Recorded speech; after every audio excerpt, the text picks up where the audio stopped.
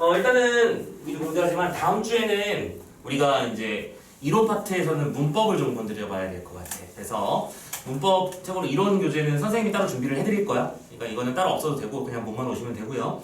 소설이나 현대시는 이제부터 뭐 할 거냐면 한 작품씩 번갈아가면서 동시에 진행을 할게. 그러니까 무슨 소리냐면 현대시 한 챕터 그리고 현대소설 한 챕터 이런 식으로 동시에 2개씩 나갈 테니까 알아서 미리 준비 좀 해와주시면 좋겠습니다. 그리고 요거 나이는 항상 하던 대로 계속 이어서 쭉쭉 풀어나가 주시면 되겠고요. 자, 그러면 우리 현대소설 파트의 첫 번째 작품 금수회의록부터 한번 얘기를 해볼게. 이 녀석은요 솔직히 까놓고 말해서 좀 안 나온 작품이야. 지금 우리 이 교재의 순서 등장하는 작품의 순서는 뭘 따라가는 거다? 시대순을 따라가는 거야. 오케이? 우리 앞에 시 같은 경우에는 이제 일제강점기를 한참 지나가는 중이고 이 녀석은 개화기 이제 처음 시작하는 거죠. 이 개화기의 소설이라고 하는 작품들이 가지고 있는 특징을 한번 여기서 얘기를 해봐야 될 것 같은데, 자, 일단은 요 시기는 아직 정확하게 우리가 알고 있는 현대적인 느낌의 소설이 딱 정확하게 존재하는 시기는 아니었지. 그러니까 우리가 보통 이런 거 있잖아. 아이돌 음악도 초창기 아이돌 음악이 있었고 지금 아이돌 음악은 너무 다르잖아, 그죠?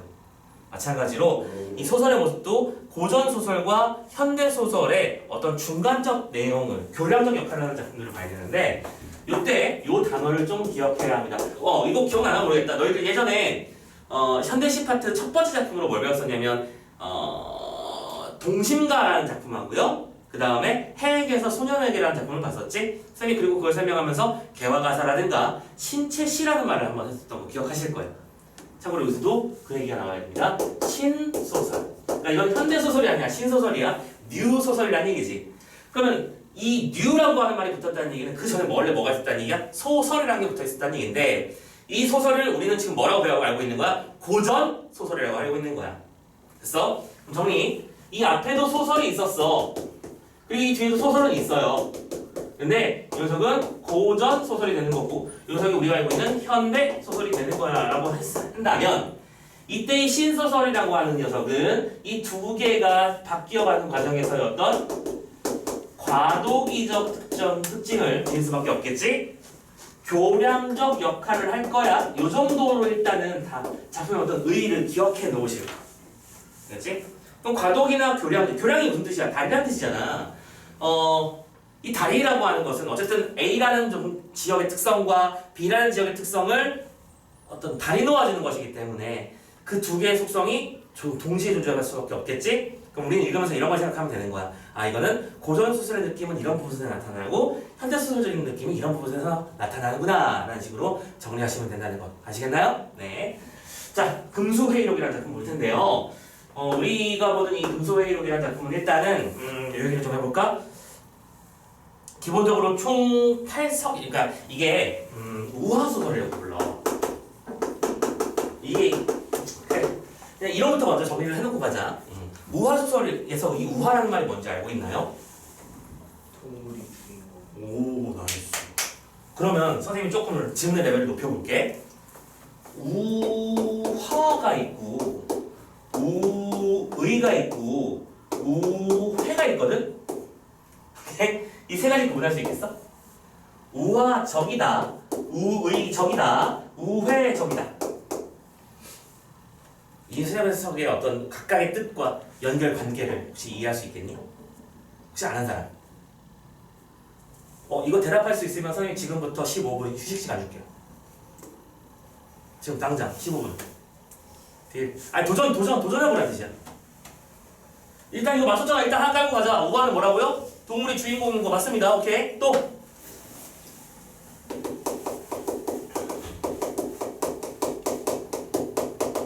우의적인 게 뭘까요? 니들 처음 듣는 말로 선생님 설명하진 않을 거야. 쉬운 거부터 할래? 우회적인 건 뭘까요?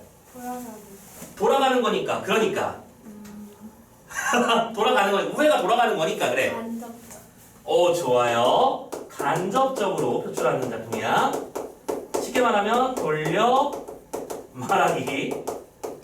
도전. 자, 성공시켜봐. 우의는 뭘까 그러면? 도대체 우의. 설마. 에이, 설마 웃자고 하는 얘기지? 설마. 오른쪽? 아닙니다. 빨리 던져보세요. 직접적으로. 직접적? 그쪽은 아닙니다. 참고로 이 세 녀석의 공통점이 바로 돌려말한다는 거야. 친구. 친구? 아니요.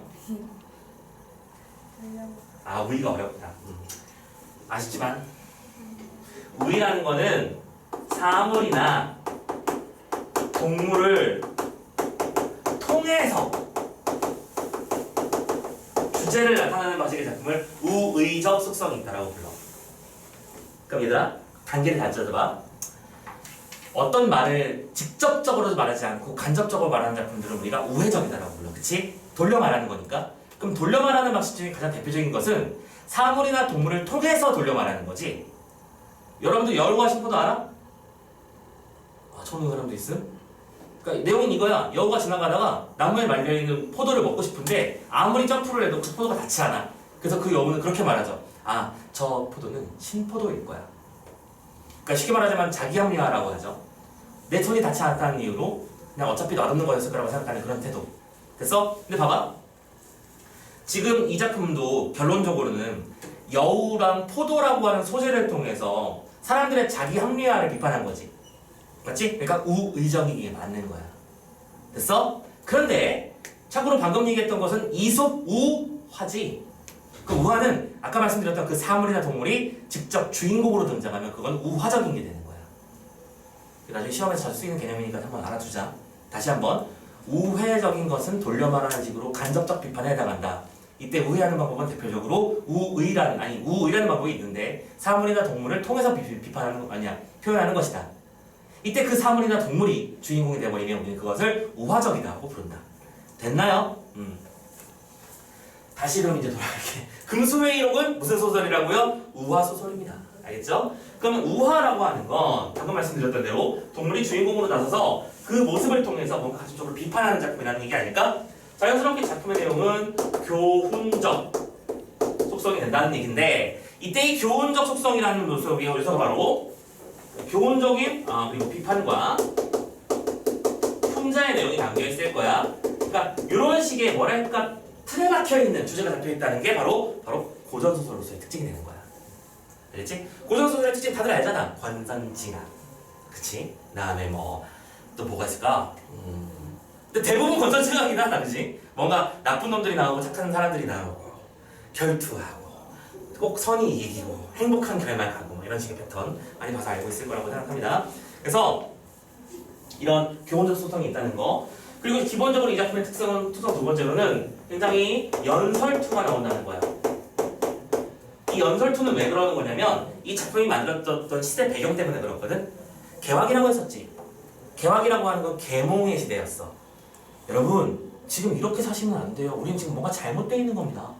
우리는 세계화시켜야 되는 상태가 된 거고요. 이제 세계의 문물을 받아들일 준비가 되어야 합니다. 라고 막 연설하는 사람들이 길에 깔렸어.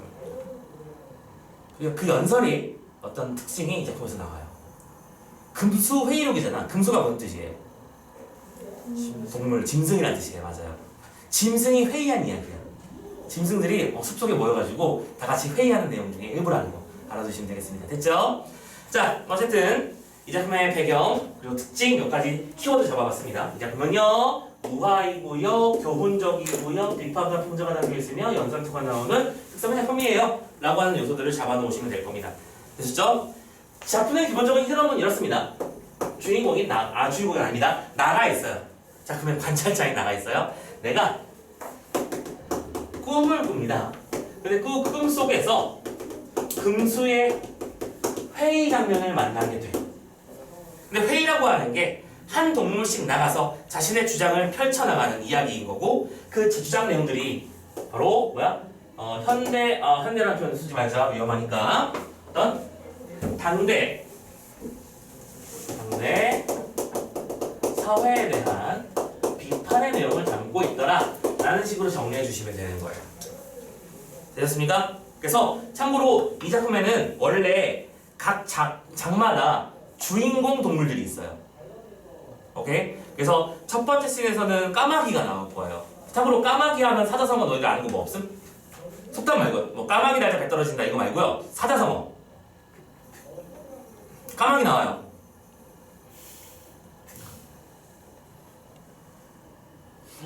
얘들아 까마귀는 지능이 높은 거 알고 있지? 세상에서 유일하게 장난을 칠 줄 아는 새가 까마귀인 거 알아? 장난칩니다. 그 예전에 그 그런 거 있잖아. 자동차 본넷 위에서 까마귀가 발견됐는데 그 까마귀가 미끄럼을 타요. 본 적 없어 그거? 자기 몸을 그냥 본넷 위에서 유리창이 이렇게 경사져 있잖아. 몸을 떼글떼글 돌려. 쟤가 미끄러졌나 이렇게 생각할 수 있잖아. 그러고 그 떼굴떼굴 떨어진 다음에 다시 날개를 퍼덕퍼덕해서 누드턴 다음에 다시 위로 올라가서 다시 그래 자기가. 같은 행위를 반복한다는 얘기는 즐기고 있다는 뜻이거든. 오케이? 뭐 다른 이유도 있을 수는 있겠습니다만. 그리고 왜 그런 거 있잖아. 그 뭐지? 먹이를 줬다 뺐다 하면서 장난치는 것도 되게 많이 하고. 그리고 도구를 쓰기도 유명하지 까마귀가. 까마귀 도구 쓰는 거 봤어? 장난 아니야. 상상 초월이야. 예를 들어 병 안에 이렇게 병을 이렇게 뒤집어 놓고 여기 안에 멋있는 먹이를 만들어 놓고 여기에다가 나뭇가지를 깔아놓고 여기다 이렇게 해서 막 건드리면 툭 하고 무너져가지고 못 먹게 만들어 놓는 장치가 있으면 얘는 무슨 짓을 하냐면 요리조리 하면서 판단을 해. 어떻게 하면 먹을 수 있을까? 그래서 어디선가 나뭇가지를 물어와. 나뭇가지를 옆으로 밀어놔가지고 고인목을 자기가 만들어. 그 상태에서 밑에서 떡 쪄서 갖다 먹어. 장난 아니에요. 까마귀 머리 좋습니다. 아무튼 그런 머리 좋은 까마귀는 참고로 인간에게 교훈을 주는 요소가 하나 있죠. 바로 효도하는 생물 중에 유일한 새죠. 아 몰랐어 이거? 처음 듣는 얘기야? 얘들아 있잖아. 새가 새끼를 기를 때 보통은 새끼 때 받아먹지. 그리고 그 새끼가 다 장성해서 날갯짓을 할 수 있는 상태가 되면 첫 번째 비행을 통해서 날개를 성공하면 거의 1, 2주 안에 부모로부터 독립을 들어가지. 따로 살게 돼요. 근데 어떤 일이 벌어지냐면 까마귀는요. 그렇게 해서 어미가 주던 먹이를 받아먹던 까마귀는 어머니나 아버지 즉 자신의 선대가 늙잖아. 자기가 거꾸로 먹이를 갖다 줘. 놀랍지 않니?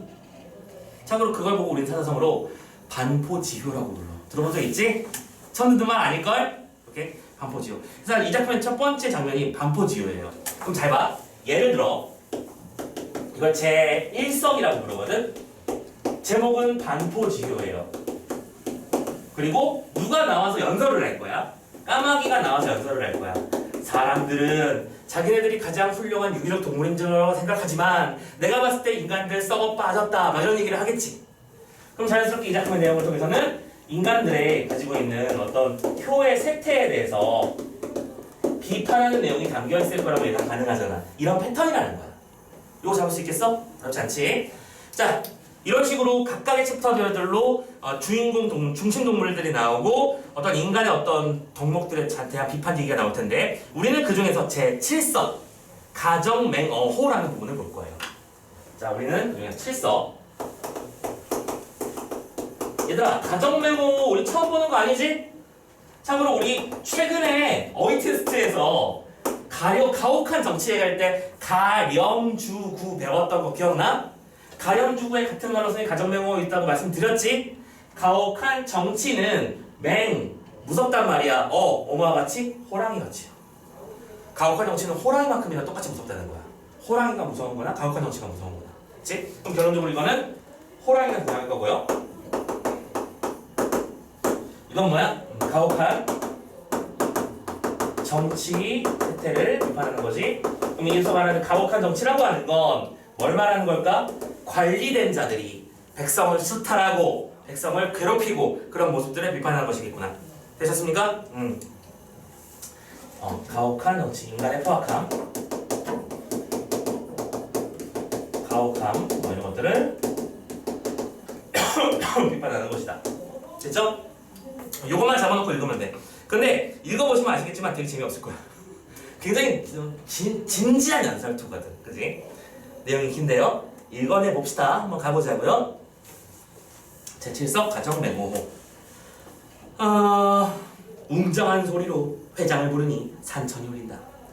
연단에 올라서서 머리를 설레설레 흔들고 좌중을 내려다보니 눈알은 등불처럼 막 반짝반짝 빛나고 위풍이 늠름한데 주홍 같은 입을 떡 벌리고 어금니를 부지저히 가면서 연설을 하는데 좌중이 조용하다고요. 네, 쏜 거죠. 본원의 이름은 호랑인데 나의 이름은 호랑이 이러면서 시작하는 거야, 그치? 별호는 산군이 오시다. 별호 따로 부르는 말이지, 호칭이지. 산군이 무슨 뜻이에요? 산에 사시는 임금님이야. 산의 임금님이야. 산의 주인이에요 라는 뜻이죠. 여러분 중에도 혹 아시는 이도 있을 듯하오. 지금 가정이 맹호호라는 문제를 가지고 두어 마디 할 터인데, 이것은 여러분 아시는 바와 같이 옛적 유명한 성인 공자님이 하신 말씀이다 라고 되어 있죠. 참고로 그 공자와 관련된 얘기 오른쪽에 유래가 실려 있습니다. 됐나요? 이거 선생님 잠깐만 좀 부탁 좀 할게요. 해줘야. 그 오른쪽에 유래에서 두 번째 단락만 좀 읽어줄래? 선생님 좀 쉬어가자 덕분에. 공자가 이거 읽어줘. 공자가 누나와의 서양 상태에 환멸을 느끼고 제 나라로 가던 중 허술한 세계의 무덤 앞에서 슬피 우는 여인을 만났다. 사연을 물으니 호랑이가 시아버지 남편 아들을 모두 잡아먹었다는 것이었다. 이에 공자가 그렇다면 이곳을 떠나서 사는 것이 어떠냐 묻자 여인은 여기서 사는 것이 차라리 괜찮습니다. 다른 곳으로 가면 무거운 세금 때문에 그나마 살 수가 없습니다. 라고 대답했다. 이에 공자가 가혹한 정치는 호랑이보다 더 무섭구나라고. 되게 슬픈 얘기 아니냐? 자기 모든 가족들을 호랑이에게 먹혀버릴 만큼 호환이 무서운 동네에 살고 있으면서도 나는 이곳을 떠나려고 하지 않아. 왜냐면 세금을 버는 고스란치들이 날 괴롭히는 것보다 여기가 더 낫다고 생각하기 때문에. 오케이? 자, 다시 돌아갈게요. 왠지 원래 얘기로 돌아갑니다. 자, 그런 뜻이니 가정이 맹호하라는 것은 까다로운 정서가 호랑이보다 무섭다 하니니 양자라는 사람도 이와 같은 말이 있는데 혹독하고 관리는 날개가 있고 뿌리는 호랑이와 같다. 호랑이인데 게다가 날개도 달아줬어요. 게임 끝난 거죠, 그죠? 자고 이래로 고래로 사람들이 우리에게 해를 받은 자가 몇 명이나 되느니요. 도리어 사람이 사람에게 해를 당하며 사료를 당한 자가 몇 억만 명인지 알 수 없어. 자, 뭐예요? 비판의 내용이 시작되고 있죠. 사람들은 호랑이를 보고 무섭다, 무서움을 느낀다, 두려운 존재라고 말하지만 내가 봤을 때 호랑이가 이건 낫이에요. 호랑이가 더 무섭더라라는 말을 하는 거고 호랑이 아닌 나머지 존재는 인간들을 말하는 거니까 무슨 말인지 알겠죠? 우리는 설사 포악한 일을 할지라도 깊은 산, 깊은 골과 깊은 숲을 속에서만 행해야 할 뿐이요. 사람처럼 청천백일 밝게 뜬 하늘 아래 해 아래 지하의 왕궁 궁도에서는 하지 아니하거늘. 사람들은 대낮에 사람들 죽이고 대낮에 재물을 빼앗고 죄 없는 백성을 감옥에서 몰아넣어서 돈 바치면 내어놓고 새 없음 죽이는 것과 임금은 아무리 임자하여 사전을 내리더라도 아유 다들 고생들 많은데 좀 풀어줘. 야 너 라면 훔치다가 잡혔다며. 미안해 내가. 이런 식으로 하는 것들이야. 왕은 아무리 인정하려고 노력해도 법관이 용사하여 공평치 못하게 죄를 조정하고 돈을 받고 벼슬을 내어. 이거 매간 매직인 거 알지? 써놔야 되는 거 알지? 이 정도는? 매간 매직이 성행하고 있고 그렇게 해서 벼슬한 사람은 또 그 미천을 뽑겠다고 음흉한 수단으로 정사를 까다롭게 해서 백성을 못 견디게 하니 사람들의 해독한 일을 우리 호랑이에게 비하해보면 몇만 배가 되는지 알 수 없어. 사람들은 호랑이를 무섭다고 하지만 내가 봤을 땐 네가 더 무서워 라는 얘기죠.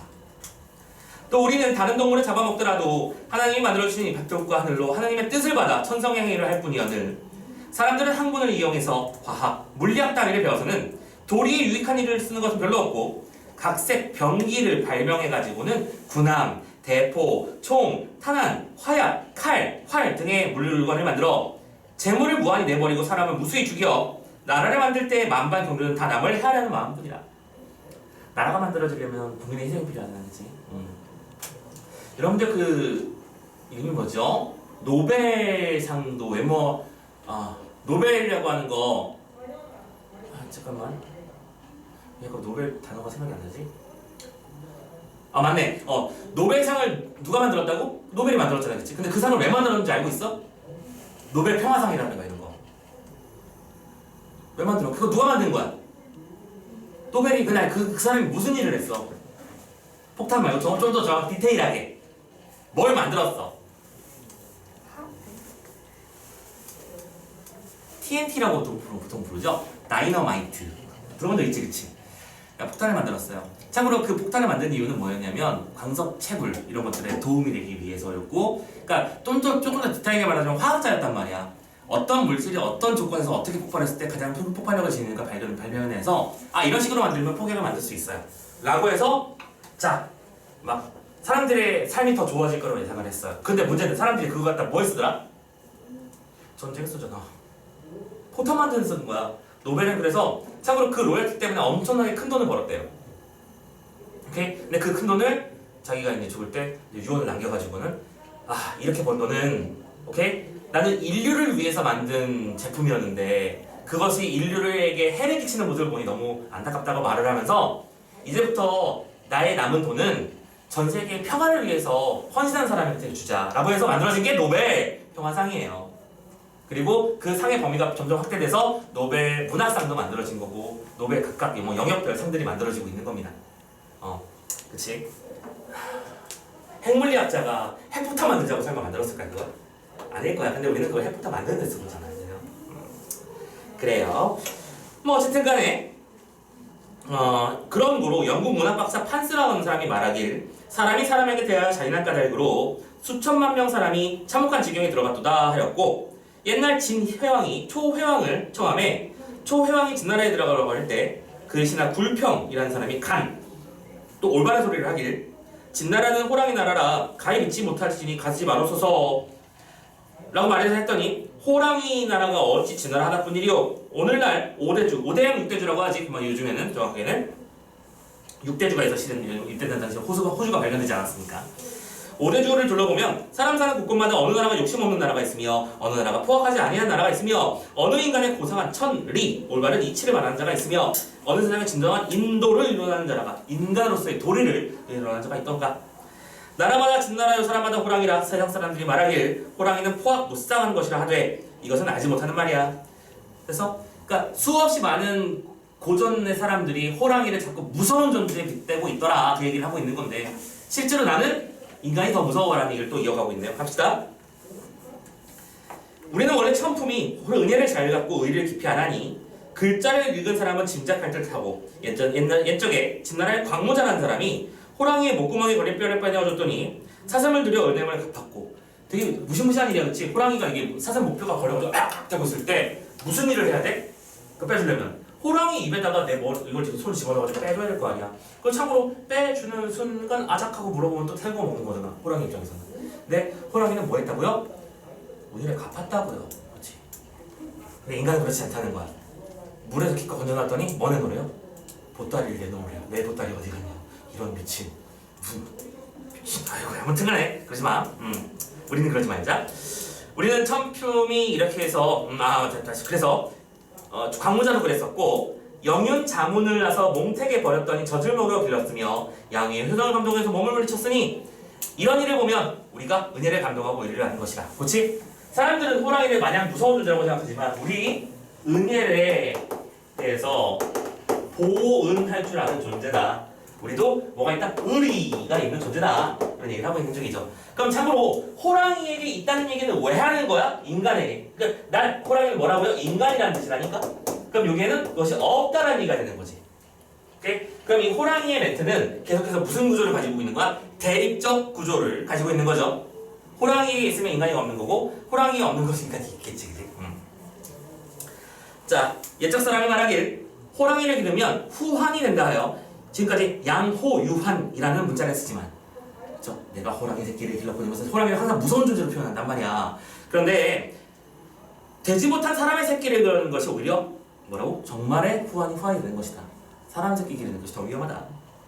호랑이 새끼를 길러서 덕을 모으는 사람은 있지만 사람의 자식을 길러서 덕 보는 사람은 별로 없죠. 또 속담에 호랑이의 죽음은 껍질에 있고 사람의 죽음은 이름에 있다. 이거 뭔 소린지 알지? 사람은 죽어서 이름을 남기고 그거 지금 세상 사람에 정말 명예 있는 사람이 몇 명이나 있겠소. 인생 70 고래휘라.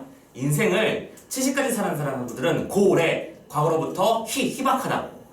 근데 참고로 지금은 인생은 60살부터라고 외치고 있죠. 그죠? 분명히 평균 연령이 확실히 늘어난 거 맞습니다. 여러분들 알고 있죠? 그 중세시대, 그러니까 우리나라의 중세시대라고 하면 조선시대를 생각하면 될 텐데 조선시대에 결혼을 언제 했다? 12살. 네, 그렇죠. 보통 10대 초반에서 중반 사이에 있어요. 그러니까 지금 여러분들은 이미 한 가정을 이루고 있는 아이들입니다. 한창 때죠. 근데 참고로 세상을 떠나는 나이가 보통 60살이었거든. 그 안에 가는 게 맞잖아. 그치? 대부분 그렇게 했으니까. 자, 어쨌든 간에 한 세상 살 동안이 얼마 되지 아니하는데 옳은 일만 할지라도 다 못하고 죽을 터인데 꿈결 같은 이 세상을 구구하게 그렇게 졸렬하게 살려 해서 못된 일할 생각이 시커멓게 있어가지고는 안부로는 호랑이 맞고 뒷문으로 승냥이를 불러들이는 자도 있으니 앞다르고 뒤따라 다니긴 하는 거겠지? 어찌 불쌍치 아니하리요. 매우 불쌍하다. 이좀 무정한 분도. 옛적 사람은 호랑이의 가죽을 쓰고 도적질을 하였으나 지금 사람들은 껍질은 사람의 껍질을 쓰고 마음은 호랑이의 마음을 가져서 더욱 험악하고 흉포한지라. 하나님은 지공무사 공평한 분이신 하느님이시니 이같이 험악하고 흉포한 것들에게 제일 귀하고 신령하다는 권리를 준 까닭이 무엇인 줄 아시오? 사람으로 못된 일하는 자의 존재를 없애는 것이 좋은 일로 생각합니다. 라고 말하면서 인간 세상을 아주 격렬하게 비판하고 있죠. 오케이? 사람들은 호랑이를 항상 무서운 존재에 빗대고는 호랑이의 의리였음, 호랑이가 무섭기만 함 이런 얘기를 말하지만 내가 봤을 때는 호랑이는 거꾸로 은혜를 갚을 줄 아는 의리 있는 존재이면서 인간들은 그렇지 못하더라라고 하는 식으로 인간 세상을 비판하는 내용이었습니다. 되셨죠? 쭉쭉 읽어봤습니다. 자, 소설이라고 하는 건 지금 물론 참고로 이 작품 같은 경우에는 이 신소설이라는 특징 그 자체가 있어서 되게 주제가 하나로 일관되게 쭉 이어지고 있어서 그냥 읽기만 했었는데 자, 이 다음 작품 정도부터 이 작품의 특성, 구조를 좀 잘 짜야 될 거라고 생각하면서 1번부터 한번 문제를 풀어볼까요? 자, 문제 다 풀어오셨죠? 어디 보자. 일본의 언어 유희라는 말 나와 있습니다. 그쵸? 쌤 이거 중요한 단어니까 자주 봐둬야 된다고 말씀드렸죠? 자, 언어 유희라고 하는 건 무슨 뜻이다? 말 장난이야. 일단 언어 유희를 풀었으면 말 장난 아니야? 그럼 말 장난이라고 하는 것은 무엇을 불러일으키기 위한 장치야? 언어 유희는 방금 봤잖아. 해악성을 불러일으키기 위한 장치야. 이 해악성은 두 가지 목표가 있지. 첫 번째, 대상을 연민, 불쌍하게 여기고 안타깝게 여기는 마음일 때 해악을 하고요. 두 번째로는요, 비판하고 통제하고 싶을 때도 해악을 쓰죠. 자, 참고로 언어 유희 같은 경우에는 이건 희예요. 잠깐만 이래. 언어 유희 같은 경우에는 종류가 존재한다. 종류가 되게 많아요. 자, 유사한 발음을 활용하는 언어 유희가 있을 것이고, 동음, 이, 의, 어를 활용한 언어 유희가 있을 것이며, 어순의 도치를 활용한 언어 유희도 있고, 등등등이 있어요. 그래서 선생님이 이거 지난번에 한번 말씀드리지 않았었나? 언어 유희의 종류는 여러 가지가 있는데 문제가 어려운 버전과 쉬운 버전이 있다. 문제가 쉬울 때는 언어 유희가 맞는 것과 아닌 것을 구분하라. 처음 들음? 내가 말안해줬음? 아니 선생님이 했다고 생각했어. 참고로 얘들아 그 너희들이 이거는 좀 선생님이 부탁을 할 게 있어요. 쌤의 입장에서는 모든 것이 다 한 것 같아요. 맨날 한딴 얘기가 많이 나오니까 그러니까 선생님이 알지 하고 넘어갈 때 모르면 내가 바쁘구나 생각하지 마시고요. 태클을 걸어주세요. 선생님 무슨 소리이십니까? 오케이? 아니면 쌤 저 그거 몰라요. 정확하게 짚어주세요. 그럼 바로 설명해 드릴 테니까요. 자, 일단 언어 유희는 시험에 잘 나오는 녀석이야. 이 녀석은 일단 너희들의 문학 작품에 이 언어 유희의 요소가 있으면 학교 선생님들은 이것들을 시험 문제로 내는 걸 되게 선호하셔. 문제 내기가 일단 재밌기도 하고요.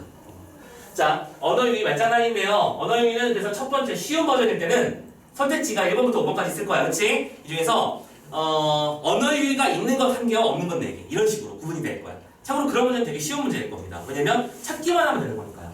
근데 문제가 어려울 때는 어떤 일이 벌어지는 거냐면 이렇게 종류 구분을 들어가야 돼. 그러면 진짜 어려워지겠지. 이거랑 똑같은 패턴을 찾아야 되는 것입니다. 됐지? 참고로 우리가 찾는 언어 유희 대표적인 패턴을 한번 알려줄게요. 예를 들어 유사한 발음이라고 했잖아. 그치? 발음의 유사성 뭘까? 얘로 그냥 하나만 써놓을게. 이거는 괄호 열고 노 세원이 봉산탈춤이라는 작품에 나오는 구절인데 내가 노세원님을 타고 막 이런 식의 표현을 나와요. 근데 노세를 원님이라고 부르진 않잖아. 노세가 뭔지 알지? 참고로 그래서 봉산탈춤에서 노세가 참고로 양반을 비하하는 표현이에요. 노세의 특징이 뭔지 알아요? 니들 모르는구나. 이것도 많은 걸 알아야 되겠을 것 같아 앞으로. 노세가 뭐와 뭐의 사이에서 나온 건지 알아? 당나귀랑 말. 그렇지. 암말과 숫당나귀 사이에서 나오는 아이를 노세라고 부르는데 이 노세의 특징이 뭔지 알아요? 첫 번째 힘이 좋아요. 힘이 좋아요. 그러니까 다리가 짤막한데 지구력이 좋아서 짐말로 쓰기 좋아요. 그치? 짐수레 같은 걸 끄는데 제작돼 있어요. 다만 문제는 이 녀석은 유전자의 문제 때문에 후손 생산이 불가능해요. 즉 고자예요. 그치? 무슨 얘기인지 알겠지? 그러니까 지금 그 얘기를 왜 하는 거냐면 너희 양반들은 너희 그런 애들이다 그 말하고 싶은 거야. 하고 많은 동물 중에 노새를 가져온 거야. 그래서 노는 원래 늙으신 생원님이잖아. 근데 이거를 노새원님이라고 부르는 거야. 발음이 비슷하니까 말장난친 거 맞지? 그쵸? 동물미기어를 활용한 언어유희는 여러분들 뭐 서방인지 남방인지 이거는 춘향전에 나온 작품의 일부분인데 그 춘향이가 몽룡이가 찾아왔다는 말을 전해주는 어머니가 이제 춘향이에게 하는 말이 이거야. 야이씨, 이 어떤 그상 그지가 서방이지 남자는 남방이지 하면서 찾아왔더라고 하면서 보여줘요. 자 원래 서방은 서방님 할 때 그 서방이에요, 그렇죠? 그러니까 남편을 이르는 말이야. 근데 이 서자를 그 서방이 아니라 서쪽이라는 의미로 바꾸는 거야. 도움이요, 맞지? 근데 그 서쪽에 또 다른 방은 방향이라는 뜻이니까 서쪽 방향이 아니라 남쪽 방향 이렇게 바꾼 거지. 무슨 얘기인지 알겠지? 이렇게 다른 동일한 뜻을 가진 다른 단어를 이용해서 언어유희하는 거. 이걸 동음이어를 활용한 언어유희라고 부른다. 그치? 어순도치는 이런 게 있어요.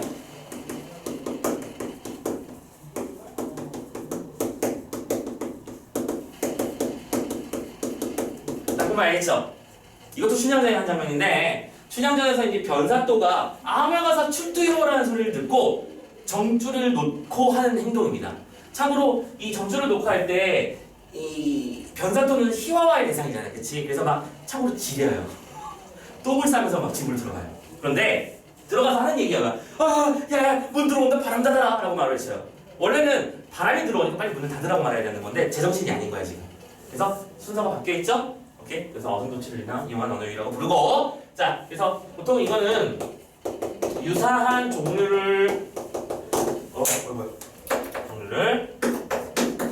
찾기 문제.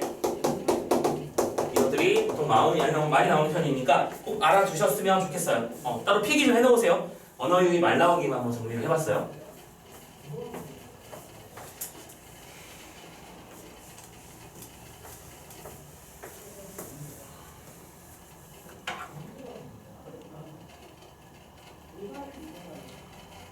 언어유희의 종류 세 가지 기억해 놓으시고요.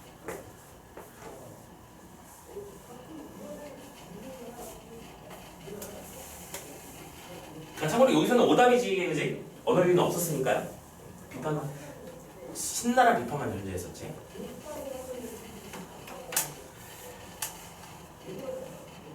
갑니다. 자, 이제 나머지 선택지 볼게요. 2번 자신의 경험과 다른 사람의 경험을 비교했다, 없지? 3번 고사와 권위자의 말을 인용했다고 돼 있어. 되게 많이 있었는데? 고사의 인용, 예를 들어 공자님이 지나가다 했던 얘기도 활용했었지. 또 권위자의 말 이런 것들 우리가 예를 들어 어디 갔을까? 얘는 고사 인용에서 뭐 예를 들어 진나라의 광무자 얘기도 있었고요. 영윤 자문 오케이. 그다음에 왜 이렇게 안 보이니?